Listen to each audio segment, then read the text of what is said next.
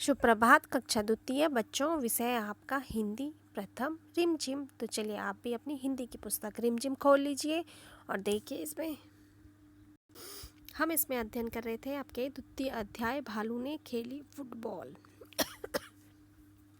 Sorry बच्चों, इसमें हमने पढ़ा कि सर्दियों के मौसम में क्या था, चारों ओर क्या छाया रहता है, कोहरा ही कोहरा छाया रहता है और एक शेर का बच्चा सिमट कर हाथ पैर सिकोड़ कर कहाँ सोया है, पेड़ के नीचे सोया हुआ था। तभी भालू सैर पर निकल पड़ता है और वो पेड़ के नीचे सोए हुए शेर के बच्चे को क्या सोच लेता है, बॉल सोच लेता है और उस पर जोर से लात मार देता है क्योंकि वो उसे फुटबॉल समझ लेता है।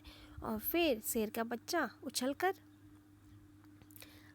क्या पकड़ लेता है, पेड़ की डाल को पकड़ लेता है और तभी डाल टूट जाती है और भालू शेर के बच्चे को पकड़ लेता है, उसे लपक लेता है। अब इसी क्रम में आगे बढ़ते हैं। आप देखिए पेज नंबर 10 में यहाँ पे है, यहाँ पे देखो भालू ने पकड़ा हुआ है ना, चित्र के माध्यम से बताया जा रहा है कि भालू ने पकड़ा है शेर का बच्चा।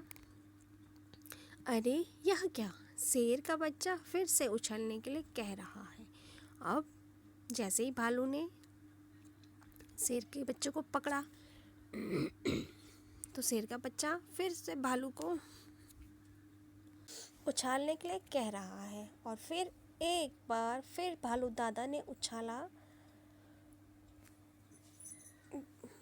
ने शेर के बच्चे को एक बार फिर उछाला, फिर 2 बार उछाला, फिर 3 बार उछाला, फिर बार बार यही होने लगा क्योंकि शेर के बच्चे को तो मज़ा आने लगा क्योंकि भालू उसे उछाल रहा था, पकड़ रहा था।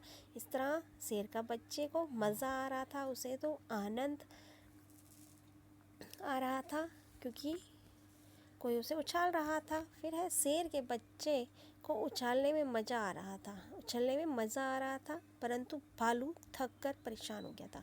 अब जब शेर के बच्चे को कोई बार बार उछालेगा, किसी को भी कोई बार बार उछालेगा तो जो उछाल रहा है वो थक जाएगा और उसी तरह भालू थक कर परेशान हो गया।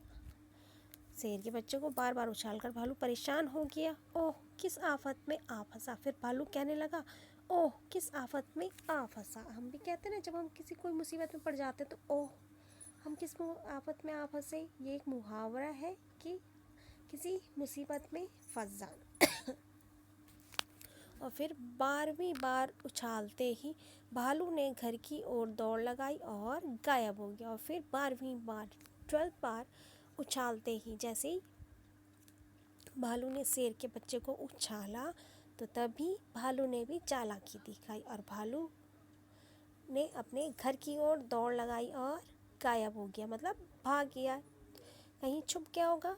तो इस तरह बच्चों आज आप एक बार पेज नंबर 10 में ये कहानी पढ़ने का प्रयास करेंगे।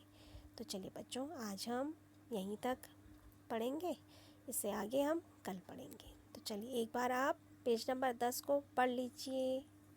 धन्यवाद बच्चों।